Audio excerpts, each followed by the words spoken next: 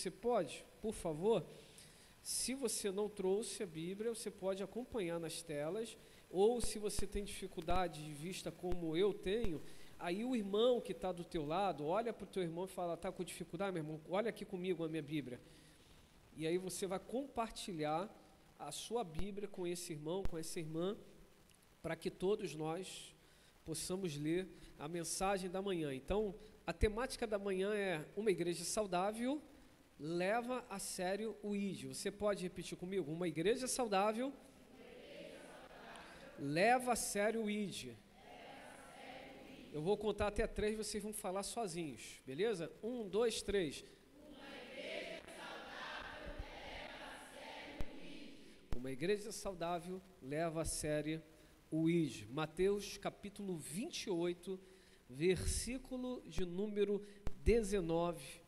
Mateus 28, versículo de número 19, diz o seguinte: portanto, ide e fazei com que todos os povos da terra se tornem discípulos, batizando-os em nome do Pai, do Filho e do Espírito Santo. De novo, vamos ler para nossa mente gravar. Portanto, ide e fazei com que todos os povos da terra se tornem discípulos, batizando-os em nome do Pai, do Filho e do Espírito Santo. Uma igreja saudável leva a sério o ID. Nós ouvimos constantemente de modelos de igrejas, e eu não sou contra nenhum deles. Nós ouvimos constantemente de formas de trabalho, e eu não sou contra nenhum deles. Só entendo que nem todo modelo se enquadra a determinadas situações e nem todas as formas de trabalho se enquadram em todas as situações. É importante nós conhecermos, analisarmos e orarmos ao Senhor pedindo: Deus, o que pode se aplicar e se tem alguma coisa boa para se aplicar à nossa realidade, que possa somar, que possa juntar, que possa multiplicar, que possa trazer resposta a algumas necessidades que estamos vivendo.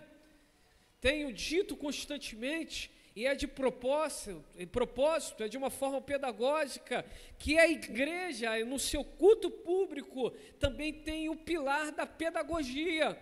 Quando estamos aqui reunidos em começar o culto na hora certa, em organizar o culto em uma boa liturgia, em entender o público, em ler o público, em aplicar ao Senhor aquilo que é adoração, mas ao mesmo tempo uma resposta à necessidade do povo, é sem sombra de dúvidas algo necessário para que então consigamos pregar de uma maneira compreensível para os irmãos aquilo que está no coração de Deus.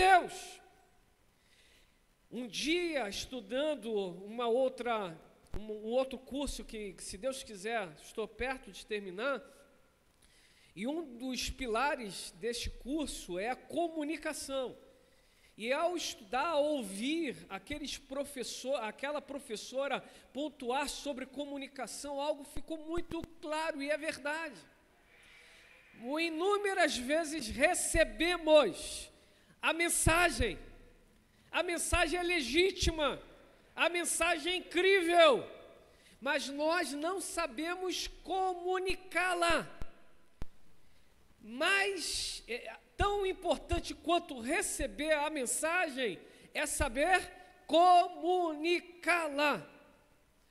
Um dia, digo eu, não o Senhor, estudando a palavra, e na ocasião até para dar uma aula, cheguei a uma conclusão: Deus não nos dá autonomia na missão, que é o ID, mas Ele nos dá autonomia de como cumprir a missão. E explico. A missão é certa, é clara, mas quando nós chegamos em determinados lugares, descobrimos que para cumprirmos a missão, teremos que estudar o lugar, teremos que ver como poderemos fazer, teremos que entender como iremos aplicar aquela missão. Como cumprir a missão? Deus confia na sua capacitação. Você pode receber uma ordem dizendo: vá, entregue essa encomenda na porta da casa número tal. E quando você chega naquele lugar, você descobre que a porta não dá para a rua, tem um muro enorme, tem um cachorro no quintal e não tem campainha. Você precisa entregar a encomenda na porta. Mas como fazer, como cumprir, caberá o seu entendimento de estudar o lugar, de perceber a necessidade do lugar para aplicar a resposta necessária. Eu vou gritar, mas se gritar o cachorro vai ficar pior. Eu vou bater no portão, o cachorro vai ficar mais, e se for um pitbull vai ficar mais enfurecido. Mas não tem campainha. Mas peraí, deixa eu procurar aqui. Eu conheço fulano de tal, conhece fulano de tal, eu estou na porta do ciclano, mas eu não tenho, mas eu tenho que cumprir essa missão. Eu só não tenho como contar. Você por acaso tem o telefone dessa pessoa? Por acaso você conhece essa pessoa? Aí você constrói caminhos para cumprir a missão. É bem verdade que quando entendemos no Evangelho, que como diz Paulo, é o poder de Deus, nós precisamos fazer com seriedade, obedecendo ao Senhor, sabendo exatamente qual passo tomar, qual ação seguir. Por isso, digo eu, que o Senhor não nos dá autonomia na missão, mas o como cumprir a missão cabe àquele que recebeu entender e fazer da melhor forma que glorifique o nome do Senhor. Uma igreja saudável leva a sério o ID, porque muitos já nos deram exemplo. Jesus mostrou para os discípulos cumpriram e também apresentaram isso aos seus outros discípulos. E até hoje a igreja, ela continua crescendo justamente nesse cumprimento do ID. O Instituto Billy Graham fez uma grande pesquisa e descobriu que igrejas que crescem são igrejas que não apenas investem em avanços tecnológicos, que são importantes, mas são igrejas que investem em relacionamentos.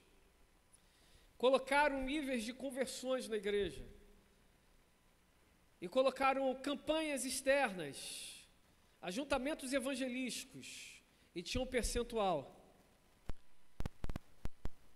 Campanhas cruzadas de evangelização, tinha um outro percentual.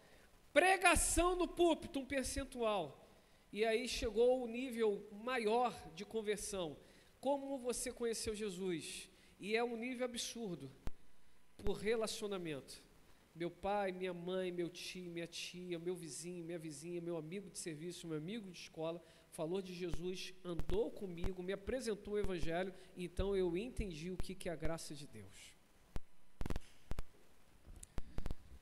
Jesus ensina, então, que nós precisamos levar a sério o ID.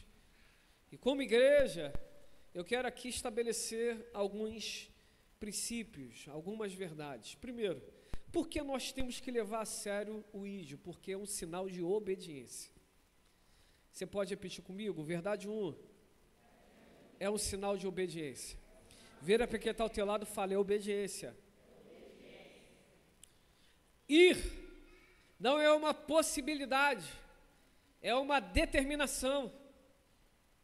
É uma determinação. Um dia em uma conferência, e não precisava nem da conferência, mas às vezes as conferências nos ensinam coisas que nós já sabemos, mas não estamos atentados para isso, ou estamos nos atentando para isso. Foi dito algo comum: a igreja não sai do lugar. A igreja estruturada não sai do lugar, ela está fixada naquele número. Exemplo, aqui, Rua Indiana, número 18, ela está fixada nesse número, mas a igreja, ela sai, a igreja sai, vocês saem por essas ruas, vocês entram em becos, vielas, vocês acessam instituições, vocês estão em escolas, vocês estão em órgãos governamentais, vocês estão se relacionando dia após dia com pessoas. Então, a estrutura, o número 18 não sai, mas a igreja que se encontra no número 18 sai. E quando essa igreja, que somos nós nesse contexto, compreende que não é uma determinação, melhor, que não é uma possibilidade, mas é uma determinação. Nós saímos dizendo: Deus, quem o Senhor quer que eu fale do teu evangelho?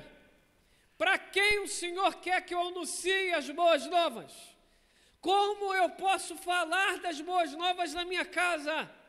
Como eu posso falar das boas novas para o cônjuge, para os filhos, para os pais, para os avós, para os irmãos, para os primos, para as primas, para os amigos, para os colegas, para os vizinhos?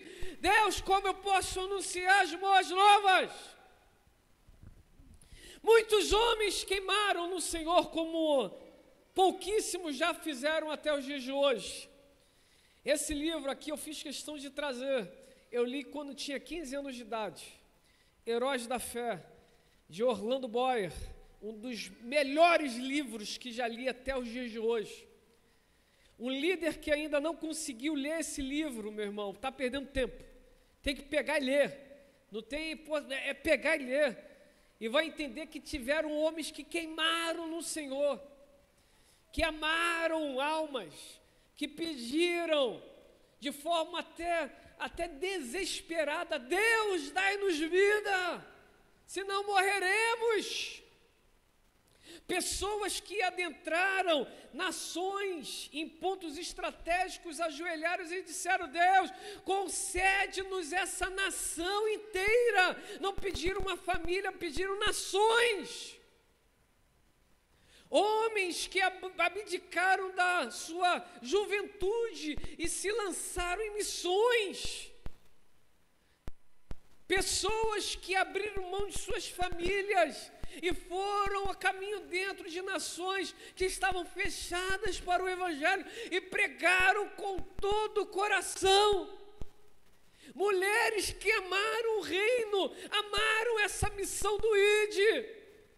Todas as vezes que no meu coração eu sinto que eu estou sendo subtraído dessa paixão, eu vou lá, ouço mensagens de pessoas que são natos evangelistas, mas não são evangelistas coaches, vamos sentar aqui, vou tocar na tua alma hoje. Não é isso. Pessoas que não apenas falam, mas fazem, que passam a amar as vidas como nenhum outro. Eu vou citar aqui pelo menos 5 desses grandes homens. John Wesley, George Whitefield, Carlos Finney, George Miller e o nosso pregador, príncipe dos pregadores, Batista, Carlos Spurgeon. E tem outro também, o cérebro pregador, eu ouvi aí, D.L. Moody. Pessoas que antes de subirem nos púlpitos, elas queimavam no secreto, falavam: Deus, dai-nos almas, dai-nos almas, dai-nos almas. Há 8 anos, quando tive uma experiência nesse batistério, todas as vezes que eu assumo esse púlpito, eu falo: Senhor, dai-nos almas nessa manhã. Dá-nos almas nessa noite. Deus, dá-nos almas, Senhor. Se está difícil, tem alguma coisa para pessoas chegarem nesta casa, Senhor, nos mostra. Dá-nos almas, dá-nos almas, dá-nos almas, dá-nos almas. Dá-nos almas, Senhor, dá-nos almas, dá-nos almas. Dá-nos almas, dá-nos almas, Senhor. Dá-nos almas, Senhor. Batiza-nos com o batismo da paixão pelas almas. Esse foi um livro que eu li aos 18 anos de idade, quando eu entrei no seminário. Eu estava com 17 para 18 anos de idade. Oswald Smith, pastor Denison Batista, professor de missões, indicou Oswald Smith. E pela primeira vez eu vi um homem que não apenas queimava no individual por Deus, mas passou a levar a igreja a também queimar pelas almas. E ele, quando assumiu a Igreja dos Povos em Toronto, no Canadá, A igreja era uma igreja já forte, mas era uma igreja muito formada em programas, uma igreja muito burocrática, uma igreja difícil de lidar. Tudo que fazia tinha que ter discussões intermináveis. Então, eu resumindo, sabe o que esse homem fez para a igreja entender que o chamado é o ID? Esse homem fez uma proposta para a igreja e falou assim: vamos começar com pouco, mas a partir de hoje, eu vou botar só um exemplo aqui. A partir de hoje, mensalmente, vamos dedicar 1% de toda a receita da igreja para missões e evangelização. Teve um quebra-pau, porque não pode. O planejamento estratégico, o planejamento financeiro, olha as obras que estamos fazendo, olha o caminho que estamos fazendo, não tem dinheiro para isso. E ele falou: não, vamos fazer. E essa igreja, ela se tornou pioneira em missões. Sabe o que eles fizeram, no final das contas? A igreja que tinha medo de faltar dinheiro, quando a igreja entendeu que tinha que dedicar um percentual, quando eles começaram a fazer, no mês seguinte, Deus trouxe mais pessoas que ofertavam e dizimavam. E aí, anualmente, eles iam aumentando o percentual. Sem exagero, a última vez que eu pesquisei dessa igreja, eles tinham mais de 55% das receitas em missões e evangelização.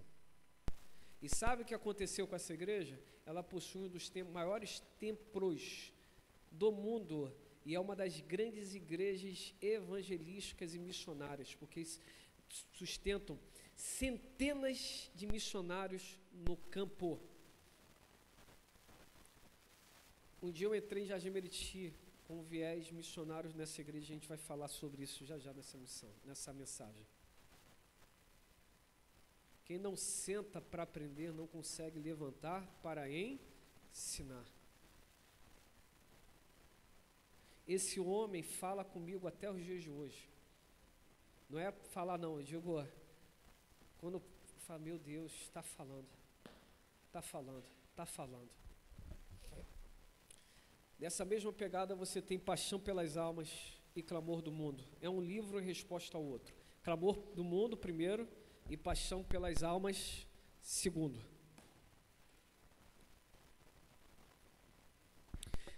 Esses homens entenderam que o ID não era uma possibilidade, era uma determinação, logo um sinal de obediência. 2. Uma igreja saudável leva a sério o ID e faz isso não como um programa, mas como uma cultura. Fala assim comigo: não como um programa, mas uma cultura. Um dia eu entrei nessa casa e eu tinha aprendido muito com outro homem de Deus, que eu pesquisei por causa, ouvindo um grande pregador e falou do testemunho desse homem, eu fui lá e ouvi esse homem de Deus chamado Abi Uber. E eu fui entender como ele se movia no discipulado, na evangelização. E estava pegando fogo o modelo que ele implantou como resposta de Deus para determinada localidade, que se baseava no seguinte: todo cristão tinha que levar pelo menos uma pessoa no culto, e se essa pessoa tomasse uma decisão, ele, que era maduro na fé, já se responsabilizava em discipular essa pessoa. Ele que levou, já se responsabilizava em discipular essa pessoa. Ele apresentava todas as atividades da igreja e ele inseria essa pessoa nas células, nos grupos pequenos. E ele acompanhava essa pessoa até essa pessoa se tornar madura para replicar em outra pessoa. A Bíblia já fala sobre isso, 2 Timóteo capítulo 2. Eu fiquei apaixonado, entendi que aquela realidade lá não se aplicava aqui, mas eu entendi que aquilo não era um programa, era uma cultura de igreja, porque não tinha que ter pessoas dizendo: vai você agora, ei, vai você agora. Os crentes maduros já ficavam assim: tem visitante, hein? Aleluia, Senhor, toca no coração, aleluia, Senhor, mexe, Senhor, toca ali, eu não estou, Senhor, é a salvação que eu tenho, aleluia, aleluia. Tem gente que fala: eu sou salvo. Não, meu irmão, eu sou salvo. A salvação que o Senhor me alcançou, alcance também esse, alcance também essa, alcance da minha casa. Então eles ficam assim, aleluia. Quando a mensagem é pregada, quando a mensagem é anunciada e pregada, quando há uma oportunidade para o convite, quando aquelas pessoas saem dos lugares, sabe quem está lá do lado? Quem convidou. E se essa pessoa vier por acaso, tem um líder maduro que está olhando assim falando, não precisa chamar não precisa chamar. É adolescente, um adolescente cola do lado. É um jovem, cola do lado. É um homem sério, cola do lado. É uma mulher séria. Mas Paulo falou isso nas cartas pastorais. A importância dos maduros na fé conduzirem eu vou usar aqui os neófitos, ou seja, os recém-nascidos. Igreja saudável que leva a sério o ID, fica ligada a toda a movimentação. Não precisa chamar, estou chegando. Não precisa, estou aqui. E quando cola, fala, qual o seu nome? Como você chegou até aqui? Você aceitaria um contato? Vamos juntos, vamos andar. Tal dia tem outro culto. Olha, você tem filho assim, pode trazer. Você tem a família assim, pode trazer. Um dos grandes pontos dificultadores para famílias saírem de determinados lugares e irem congregar em outros lugares, às vezes são respostas. Esses dias estava conversando com o casal, eu vou falar aqui ao vivo que eu já conversei com o pessoal, não, nosso filho é autista. Eu falei, então, só traz ele. Por quê? Porque aqui já tem 5 autistas. Vocês sabiam disso, igreja? Que lá no Kids a gente está trabalhando com eles? Tinha criança que não suporta o barulho da bateria. Também é uma resposta isso daqui por causa da bateria. São os mínimos detalhes. Estão entendendo isso, visitantes? Queridos, vocês que estão aqui? São os detalhes. O líder precisa estar antenado aos detalhes. Fui conversar, abre uma aspa. Falei, seu Matos, né, seu Matos? Está ali. Como está o som para o senhor, pastor? Tem dia que eu não aguento. Foi assim ou não foi, seu Matos? Nós que vamos ficando uma melhor idade, nosso ouvido fica sensível. E eu falei, eu sou novinho, mas também não estou aguentando.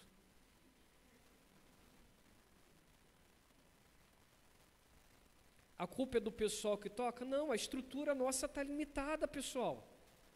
Que tem gente que ama isso daqui, não, sabe, eu tenho amor, mas não é o amor que me faz não me mover se tiver que se mover. Mas o que está aqui, o que pode melhorar? O que pode melhorar? Daqui a pouco é o som, a gente não tem dinheiro, vou falar ao vivo, de repente o empresário está vendo, quer abençoar. Já falei, cota lá, filhão, cota o som, quanto deu, filho? Pastor, para começar 15 mil, eu falei, sangue de Jesus tem poder, mas vamos fazer. Vamos passar cartão, vamos fazer esse negócio. Por quê? Porque o som tem que ficar agradável. Essas caixas não podem ficar, que coisa feia, concorda comigo? Foi a resposta de um momento, mas hoje não é resposta mais para a igreja. Mas hoje é necessário, graças a Deus. Mas elas não vão sair daqui para ficar soltas, vão montar a estrutura do terraço.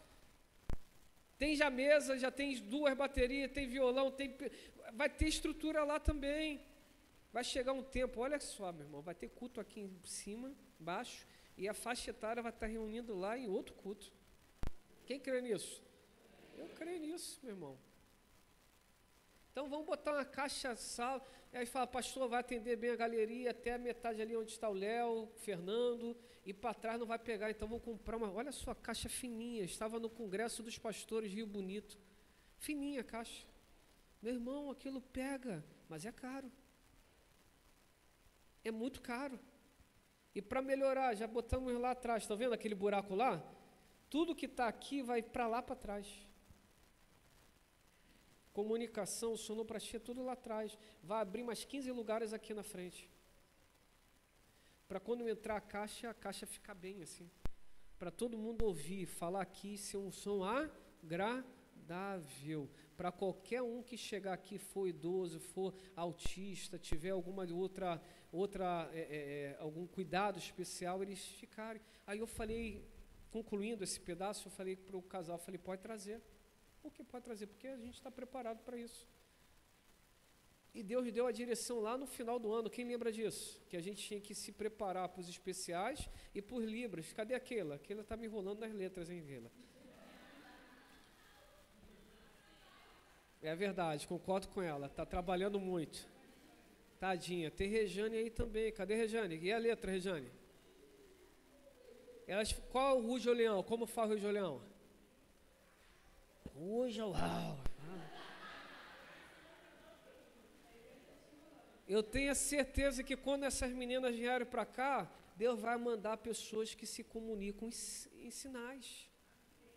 Eu tenho a certeza, meu irmão, não tenho dúvida disso.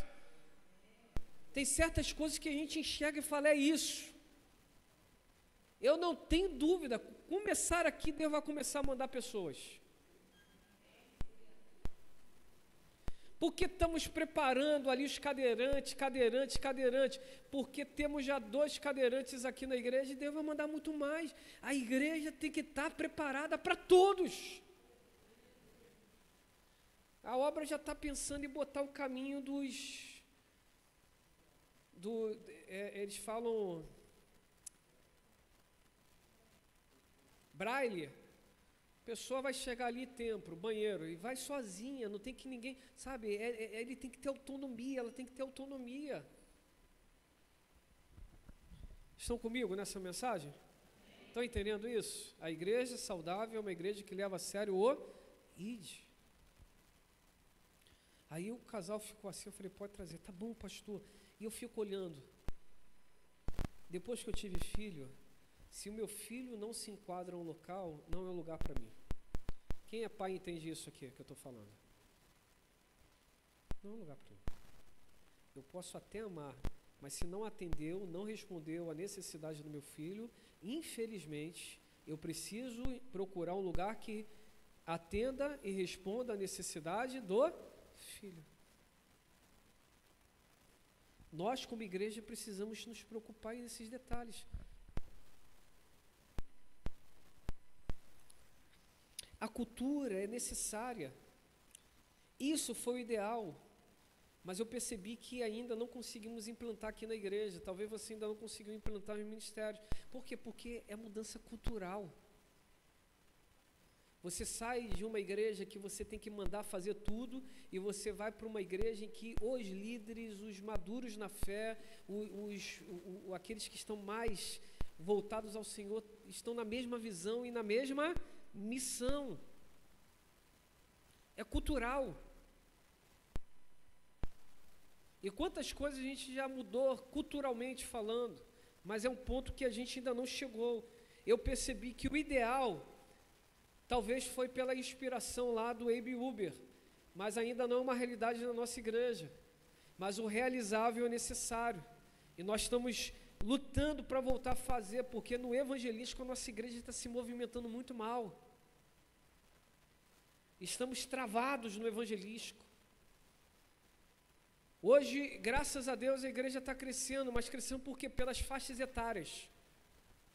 Por causa dos movimentos das faixas etárias, a igreja está crescendo. Se toda a igreja vier hoje, domingo à noite, não tem cadeiras mais. É porque sempre quem vem de manhã, alguns não vêm à noite. Quem vem à noite não vem de manhã. Entende esse negócio, esse mistério? Está tremendo a mão. Tem todo o leão. Tem todo esse negócio, mas se a igreja vir, mas não dá mais. A membresia cresceu. Entramos aqui há 8 anos atrás, indo para 9 anos, nós tínhamos menos de 60 membros. Hoje nós estamos chegando a 200 membros. Você consegue glorificar a Deus com isso? Isso é graça de Deus. Mas ao olhar assim, e eu acho que todos os maduros da fé entendem o que eu estou falando e concordam. A nossa igreja, ela não está se movimentando de forma correta no evangelístico, no ID. Existem pontos que precisam ser mudados, pontos que precisam ser lançados.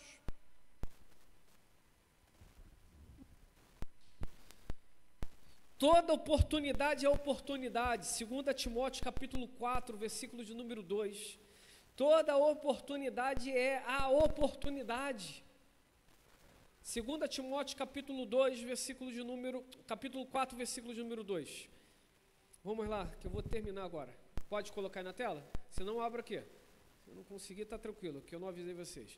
Prega a palavra, insiste, a tempo e a fora de tempo, aconselha, repreende, encoraja com toda a paciência e sã doutrina. Parte A, não, aquela lá, pode voltar isso, só no 2. Só a primeira oração, até a vírgula, pregue a palavra. Aí na segunda oração insiste, a tempo e a fora de tempo. Ou seja, toda oportunidade é a oportunidade. Pregue o evangelho. Se você tem dificuldade de pregar o evangelho, convide, então, vamos lá no culto. Vamos lá no grupo de GD, vamos lá numa comunhão, vamos estar juntos, porque pregue a palavra, vai ser importante.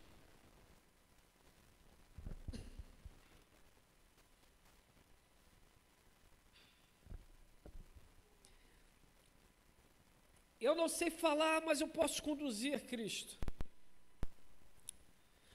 Toda oportunidade é oportunidade. A estrutura também prega. Como falei, a gente não está se movimentando como deveria se movimentar, mas a estrutura da igreja se tornando cada vez mais leve, está trazendo mais pessoas, e isso é importante. A estrutura tem que estar clara, tem que estar ali, alinhada. E último, Atos 20:20. Pode falar essa verdade comigo? Atos 20:20.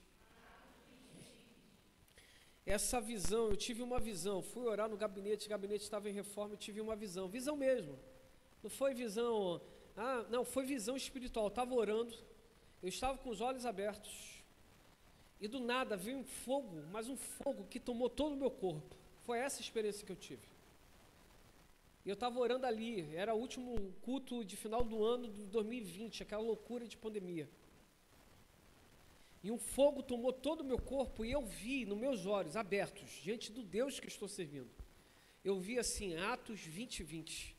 Eu já li a Bíblia algumas vezes, mas eu falei, peguei e fui ler, e eu entendi.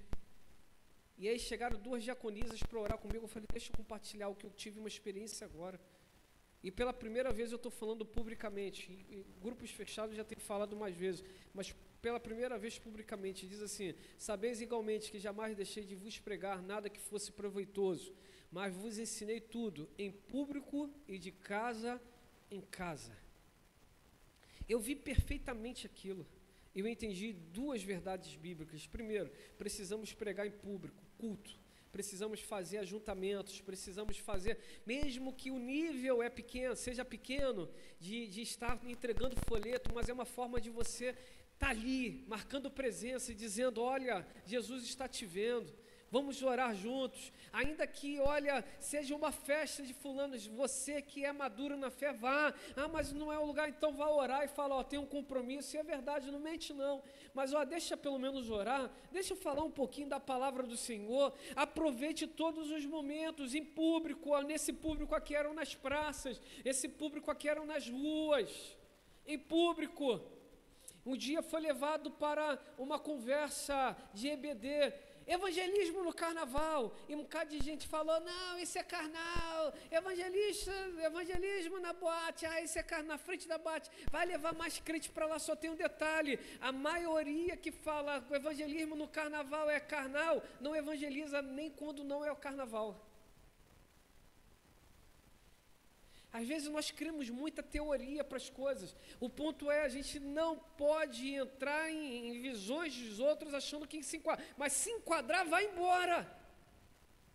Se é oportunidade de falar do evangelho, pregue com cuidado, com alguém que esteja ali visando, olhando. Mas vá. Toda oportunidade de evangelização é oportunidade. Tem gente que complica demais. A gente cria uma burocracia sem necessidade, quando na verdade só teríamos que ir, só teríamos que fazer, só teríamos que anunciar, só isso. Em público, só isso. anunciando o Evangelho, propagando o Evangelho, só isso. Qual é a melhor forma de evangelização? A forma que é a resposta para a sua realidade. Se for a resposta para a sua realidade, é a resposta de Deus para a sua realidade. Ó. Como vai ser isso? Não sei. A gente tem que ser direcionado pelo Espírito Santo.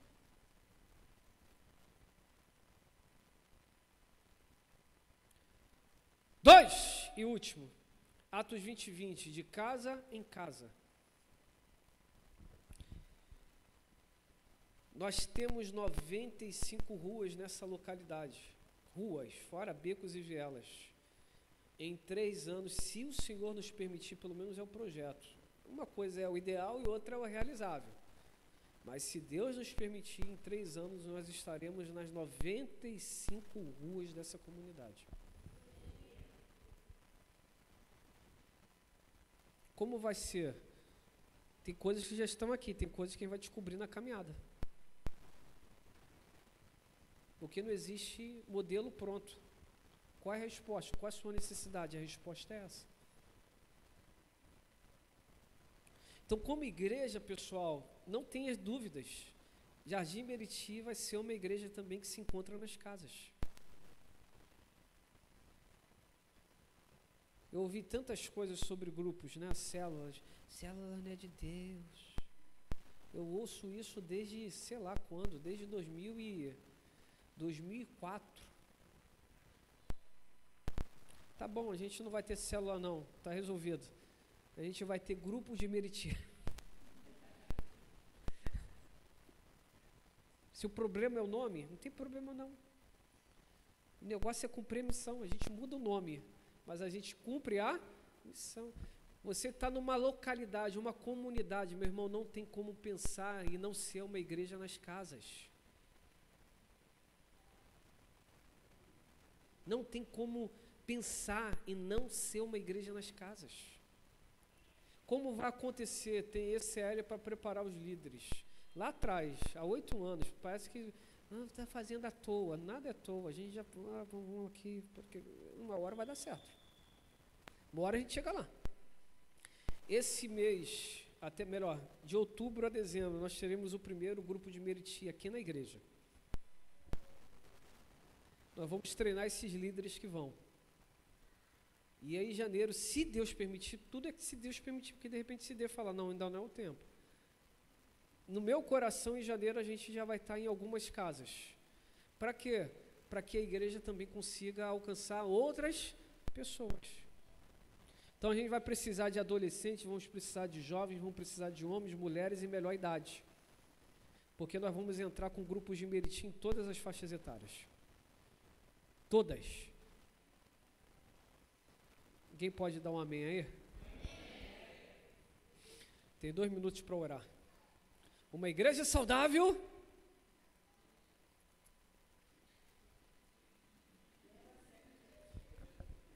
Vocês estão me matando de vergonha hoje. Como pode, com a gravação, um negócio desse? Vai falar, tá vendo lá, a igreja não estava. Uma igreja saudável. Leva a sério. Leva a sério o ID. Então vamos lá, só para gravar. Nesse mês de agosto, nós entendemos aqui de forma pedagógica o que é ser uma igreja saudável. Então nós pregamos, a primeira mensagem foi: uma igreja saudável é profundamente bíblica.